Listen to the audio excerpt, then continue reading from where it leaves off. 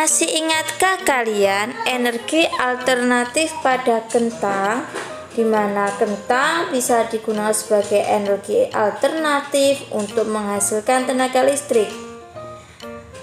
Coba kalian simak penemu baterai pada bacaan di LKS kalian. Kecanggihan handphone tidak terlepas dari peran ilmuwan satu ini, Alessandro Volta. Kenapa tidak? Jika tanpa penemuannya, smartphone yang kita pakai sekarang tidak mungkin dapat dibawa kemana-mana karena harus terlalu terhubung dengan sumber listrik PLN. Alessandro Volta memiliki nama lengkap Conte Alessandro Giuseppe Antonio Anastasio Volta. Lahir pada 18 Februari 1745 di Como, merupakan fisikawan cemerlang dari tanah Italia.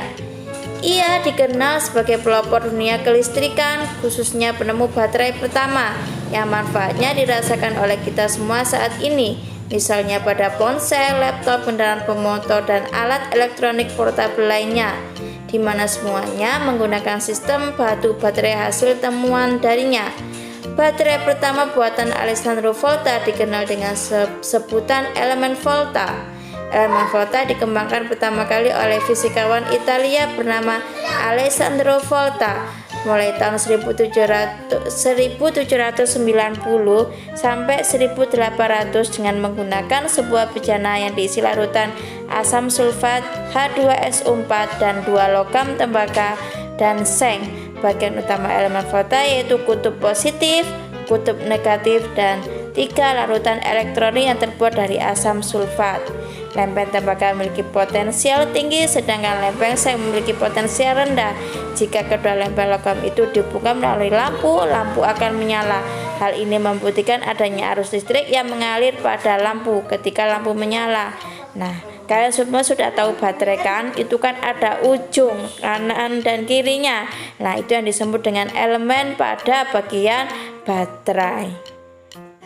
Kita lanjutkan ke pembelajaran 4 tentang ciri poster yang baik. Kemarin kita sudah belajar tentang poster, bahkan kalian sudah membuat poster pada beberapa minggu yang lalu. Mari kita pelajari kembali tentang materi poster ya. Bagaimana ciri-ciri poster yang baik? Mari kita baca bersama. Poster yang baik dan menarik tentu dapat memikat para pembaca dan informasi yang disampaikan pun dapat dicerna lebih baik. Agar efektif, maka poster perlu dirancang dengan seksama oleh perancang grafis dengan mempertimbangkan beberapa hal. Berikut ini merupakan ciri-ciri poster yang efektif, baik, dan menarik. 1. Dipasang di tempat-tempat umum yang mudah dijangkau pembaca. 2. Ukuran media relatif besar. 3. Menonjolkan teks atau gambar. 4. Memperhatikan elemen dan prinsip desain. 5. Memiliki tema dan konsep. Supaya efektif, maka pesan yang ditampilkan pada poster haruslah singkat dan padat. Artinya, poster tidak perlu memuat elemen-elemen atau pesan yang tidak penting. Kecenderungan orang untuk mengabaikan poster sangat besar apabila poster itu terlalu ramai dengan pesan sehingga yang terjadi malah mengganggu penglihatan.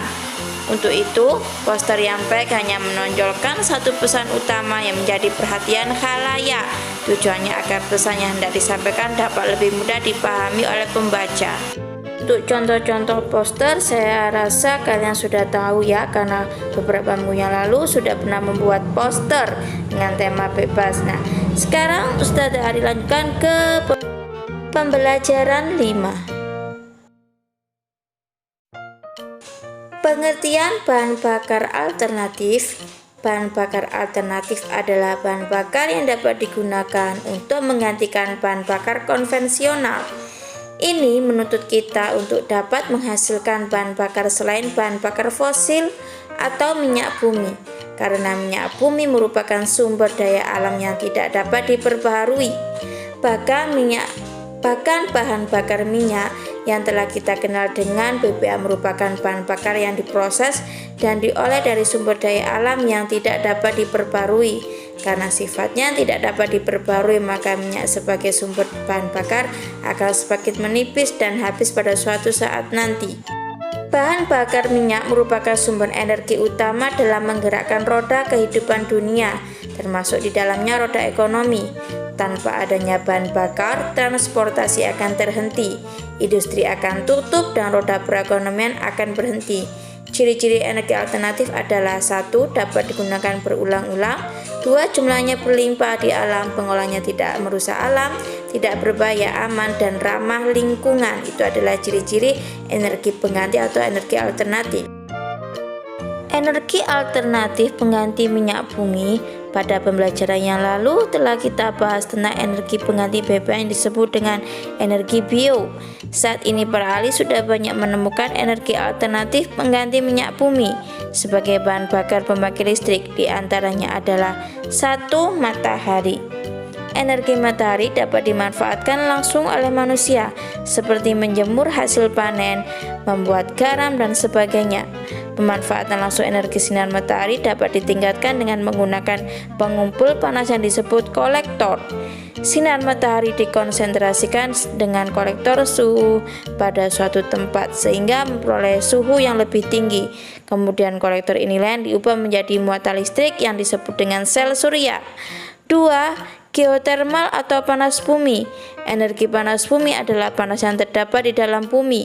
Biasanya panas bumi muncul di permukaan bumi ketika aktivitas vulkanik atau gunung berapi. Oleh sebab itu, di sekitar gunung berapi terdapat tempat-tempat yang menyemburkan gas atau air panas. Terdapat 3 sumber panas geotermal, yaitu uap alam, air panas, dan batuan kering panas. 3. Angin. Energi angin adalah energi yang berasal dari hembusan angin. Beberapa negara mulai melirik energi dari alam ini. Belanda sejak dahulu memanfaatkan angin untuk menggunakan yang dimanfaatkan sebagai energi. Kincir angin di Belanda digunakan untuk memompa air irigasi. Kincir angin di Belanda bentuknya besar dan terlihat berat sehingga putarannya lambat. Akan tetapi baling-baling yang besar dan berat itu dapat menghasilkan tenaga yang besar pula. Energi angin juga dapat digunakan untuk menghasilkan listrik dengan menggunakan kincir angin yang disambungkan menggunakan generator. Yang terakhir yaitu hydropower adalah energi listrik yang dihasilkan dari kekuatan air.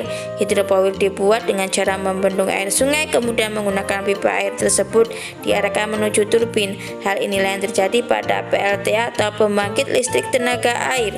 Prinsip dari stasiun pembangkit listrik tenaga air adalah jarak jatuhnya air ke turbin dan jumlah air yang mengalir. Oleh sebab itu, sebuah PLTA sangat bergantung pada pasokan air.